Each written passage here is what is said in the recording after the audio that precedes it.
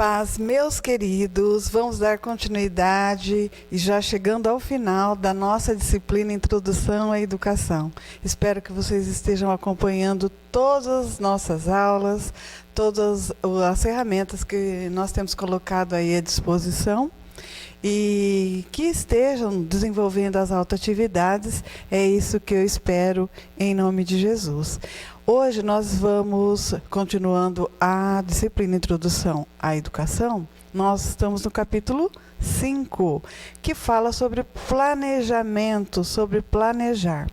E antes de eu dar início à aula, irmãos, eu quero dizer a vocês que planejar é algo que é importante não só na escola, não só pedagogicamente falando. Planejar é uma ação muito importante para todas as áreas da nossa vida, como dono de casa, no nosso trabalho, aí nas suas atividades que vocês têm desenvolvidos à distância de todas as disciplinas.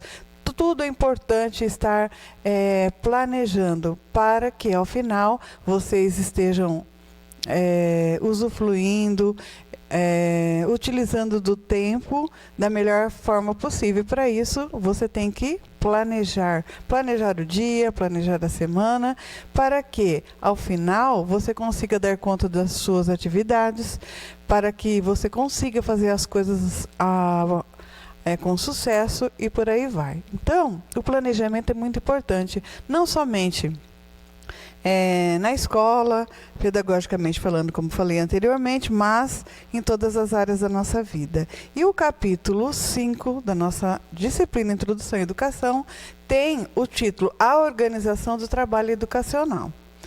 E a aula, o capítulo, melhor dizendo, é bem extenso, mas nós vamos enfocar hoje nessa aula as principais coisas, os principais tópicos, vamos dizer assim.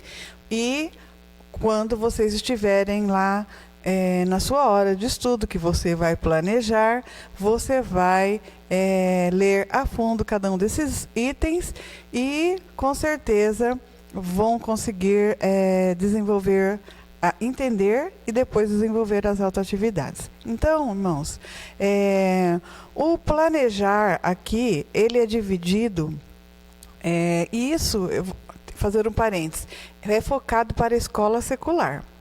No entanto, todos que vão desenvolver alguma atividade específica de ensino, seja em que lugar for, na escola, na igreja, com certeza vai planejar. Ninguém lança a mão de qualquer conteúdo para uma sala de aula, para um grupo de pessoas, numa palestra, sem se planejar. Então, como eu disse, eu creio, antes mesmo de nós iniciarmos o capítulo 1, que tudo que nós estamos estudando nessa disciplina, realmente ela é voltada para a escola secular, mas nós, enquanto cristãos, que nos foi dada essa oportunidade de aprender, nós vamos então adaptar para as nossas oportunidades de ensino enquanto professores, discipuladores e diretores de grupo missionários, futuros pastores, para aprender que quando você vai ensinar alguma coisa, é muito importante que você faça um planejamento, que você saiba o que você vai utilizar, que você faça um esboço. Eu creio que talvez aí da sua casa não está dando para você olhar muito bem, mas eu tenho aqui uma colinha.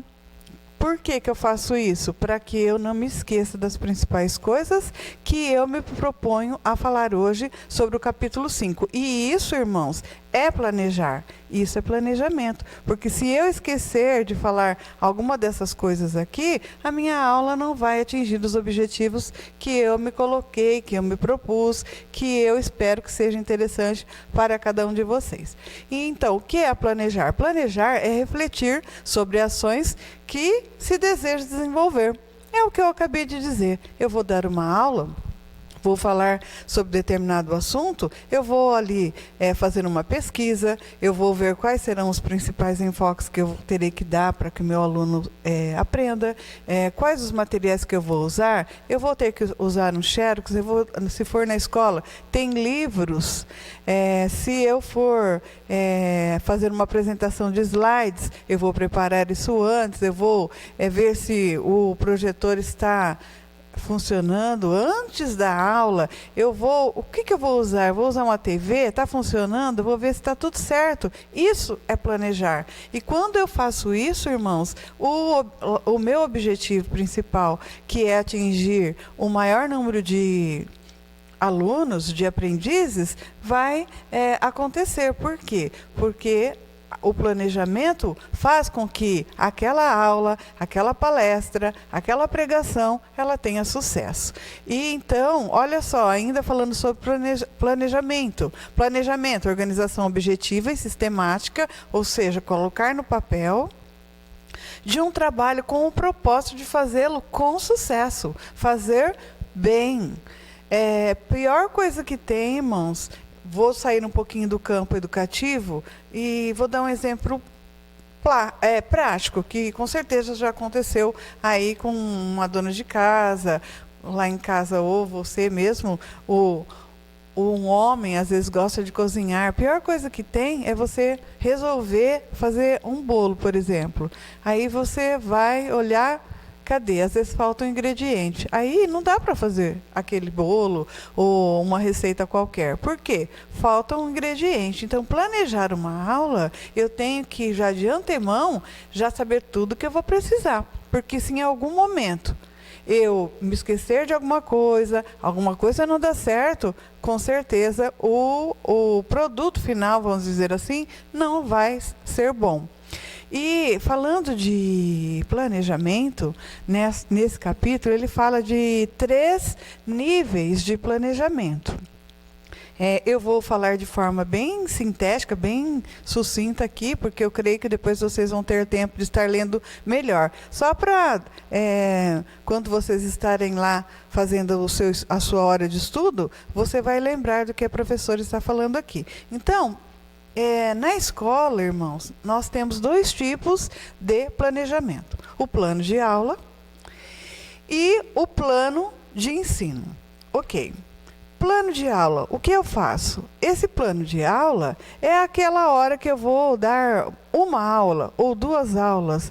Eu faço um planejamento, eu faço um plano ali, eu coloco no papel, eu me organizo para dar uma aula, 2 aulas, ou um conteúdo. Vamos supor que eu vou falar sobre, se eu for ensinar matemática, eu vou falar sobre equação de segundo grau, um exemplo. Eu não vou fazer isso num dia só, eu vou usar algumas aulas. Então, eu faço um planejamento para uma aula, ou 2, ou para uma semana. Isso é plano de aula.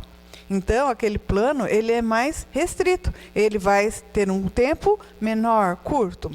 Ainda na escola, nós fazemos um plano de disciplina.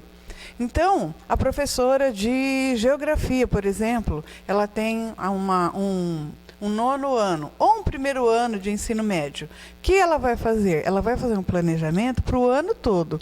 O que o 1º ano do ensino médio ele estuda, ele aprende em geografia. No 1º bimestre ele vai aprender isso, no 2º aquilo outro, no 3º e por aí vai. Então, vejam que não é mais um planejamento, um plano de aula, que é para uma aula, para 2, mas o plano de ensino é um plano que vai ter um cronograma, vamos dizer assim, maior, de 1 ano, por exemplo. Então, ele vai colocar lá qual é a disciplina,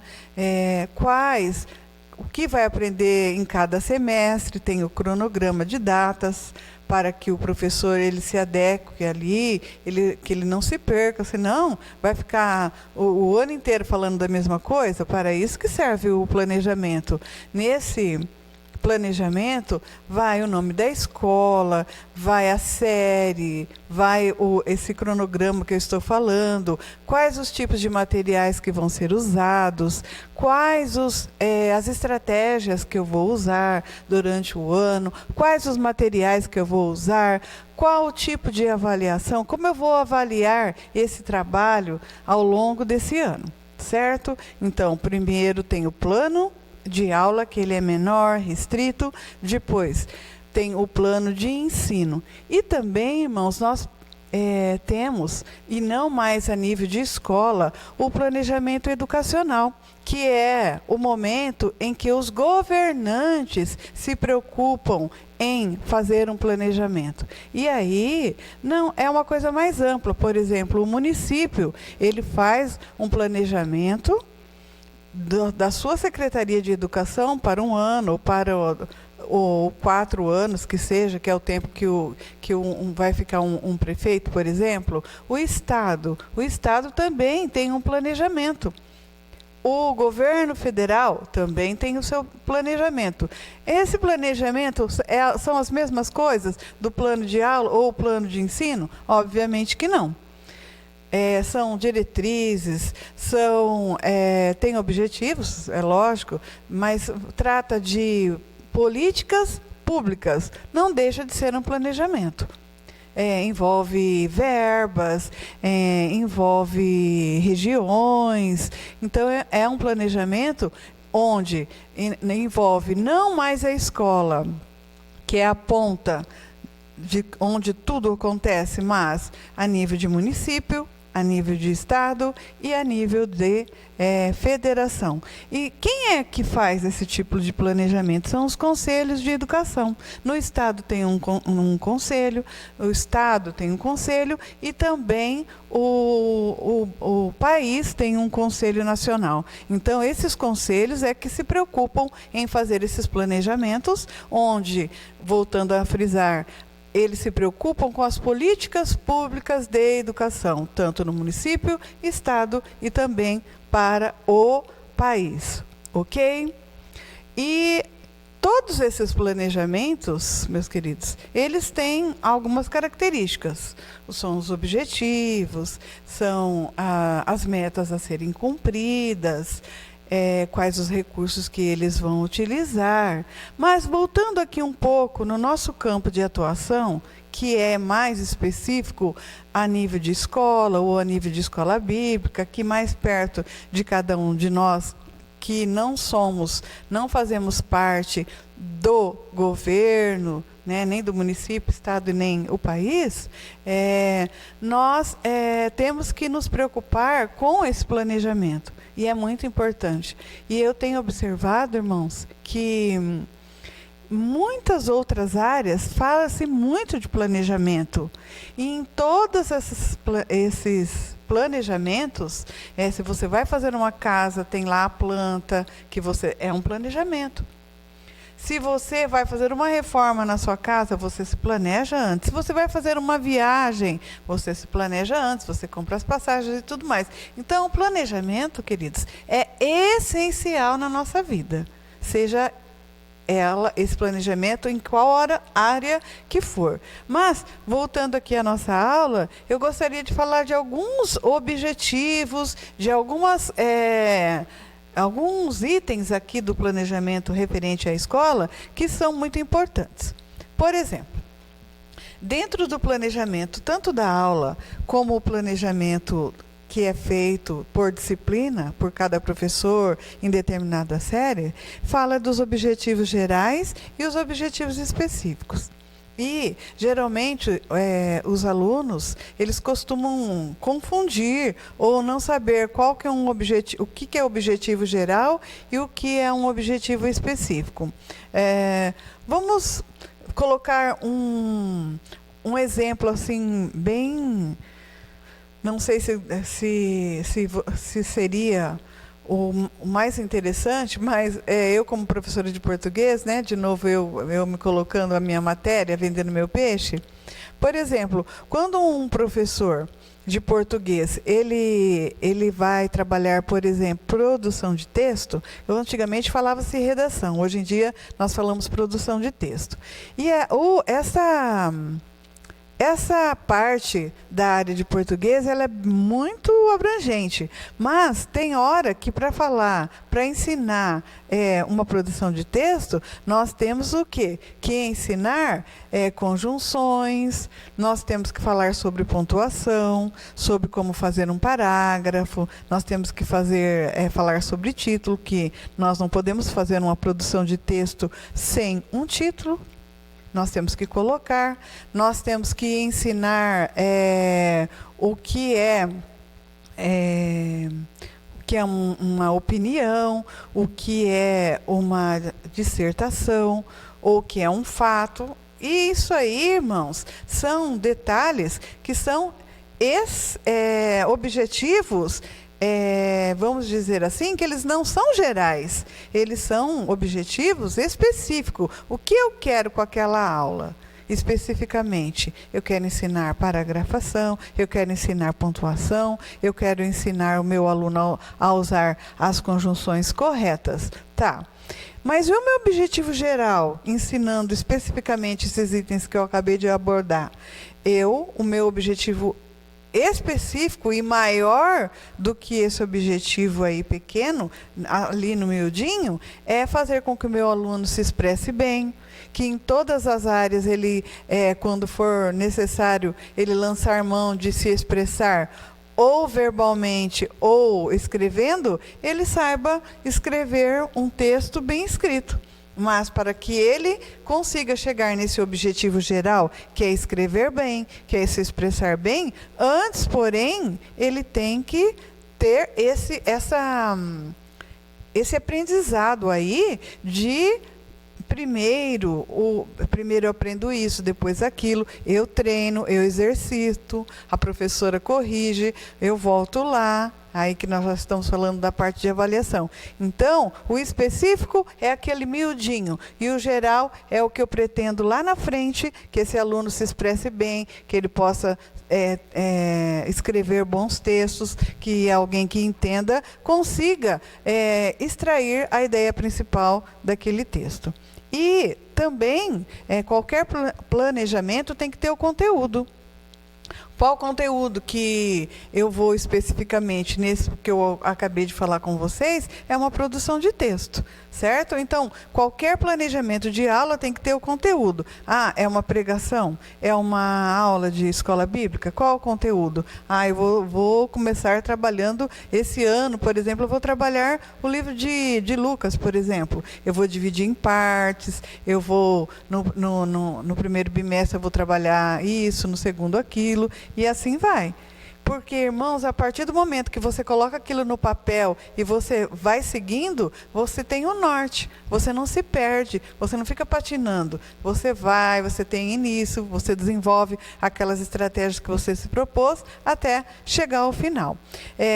O cronograma, obviamente, é bom que por exemplo, numa casa, começa por onde?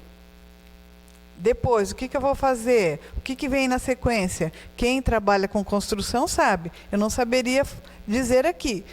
Mas, por exemplo, na minha disciplina, no 6º ano, eu sei o que se ensina no primeiro bimestre, o que se ensina no segundo, aí vai para o 7º. De tanto que a gente trabalha dessa forma, a gente vai assimilando, a gente vai já tendo aquilo como uma coisa bem natural, mas tem que ter o planejamento, certo? Então, nós falamos sobre os objetivos gerais, nós falamos sobre os específicos, nós falamos sobre o conteúdo, o cronograma, que quer dizer o tempo, né? Que tempo que eu vou usar, o que é que eu vou utilizar em cada momento desses. E para eu desenvolver esse conteúdo, os meus objetivos específicos, os gerais e os específicos, melhor dizendo, o cronograma que eu vou seguir, que conteúdo, eu chego na parte que é a avaliação. Então, irmãos, a avaliação, para nós, a maioria já vem o quê? A prova, a prova bimestral, se a prova vai ser escrita, se vai ser uma prova oral. Mas na avaliação, irmãos, não é só isso. A avaliação eu posso fazer no dia a dia. Eu posso observar numa conversa, num feedback. Essa palavra quer dizer o quê? Eu acabo de ensinar uma parte da disciplina ou um conteúdo, ali mesmo eu posso, numa conversa, perguntando para os meus alunos, para aquelas pessoas que estão ali, só de uma conversa dá para eu saber se eles entenderam, se eu posso passar para outra fase, sabendo que a anterior foi bem assimilada. Então, a avaliação, ela pode ser feita através de trabalhos, ela pode ser feita através de seminários, que é quando os alunos pegam aquele material e vêm apresentar em grupo. Eu posso fazer uma avaliação também escrita, de forma oral. Tem uma série, um monte de maneiras de saber se o meu aluno está entendendo ou não. E é importante lembrar, queridos, que a avaliação que a gente aprendeu no capítulo 3, que é a sistêmica e pós-moderna, ela não é uma avaliação para eu desclassificar e dizer que o meu aluno não aprendeu. Pelo contrário, ela faz parte de um processo o qual eu observo se o meu aluno está aprendendo ou não. Serve também para avaliar o trabalho do professor. Ok? E dentro dessa avaliação, vocês vão observar com maior tempo no capítulo 5, que tem muito jeito de avaliar, tem muitas atividades que eu posso fazer e que eu consiga avaliar se o meu aluno está avançando no processo ensino-aprendizagem ou não. E, por fim, gostaria de falar um pouco dos métodos. Queridos, não são todos os alunos que aprendem de uma só maneira, como nós vimos no capítulo anterior. Então, o professor pós-moderno, aquele que entendeu que cada aluno tem um ritmo, ele tem que também lançar mão de várias estratégias. Ele não pode ficar lá no professor cartesiano, que usa um método só, um jeito só para todos os alunos. Principalmente no mundo globalizado onde nós estamos, que nós podemos lançar mão de várias estratégias, de várias maneiras de estar ensinando. Então, eu ensino determinado conteúdo de uma forma, não deu certo, eu mudo. Aí alguém pode falar, mas vai ficar patinando? Não. Por isso que tem um cronograma, por isso que tem um tempo. E se o professor souber programar, fazer um planejamento eficaz, ele vai conseguir que os alunos avancem. É óbvio que alguns alunos vão na frente, mas que tenham um equilíbrio, que não fique um lá atrás, um no meio e um vai lá à frente. Até pouco tempo, a gente sabe que os professores amam os alunos, aqueles que, na verdade, nem precisavam muito de professores, porque é assim, irmãos, tem alunos que nem precisam. Você dá ali o conteúdo, ele vai sozinho. Mas, como nós aprendemos, o professor didata é aquele que é o mediador, é aquele que faz a ponte entre o conhecimento e o aluno. Então, nesse planejamento, eu vou ter que saber os métodos que eu vou usar, os recursos. Aí eu vou usar o quê? Eu vou usar um retroprojetor, eu vou usar um projetor. O que eu vou usar? Eu vou usar a lousa, eu vou usar cartazes? O que eu vou usar? Eu tenho que me programar para adaptar o que eu vou ensinar com várias estratégias de ensino, vários materiais, ou seja, que facilite aí a aprendizagem do meu aluno.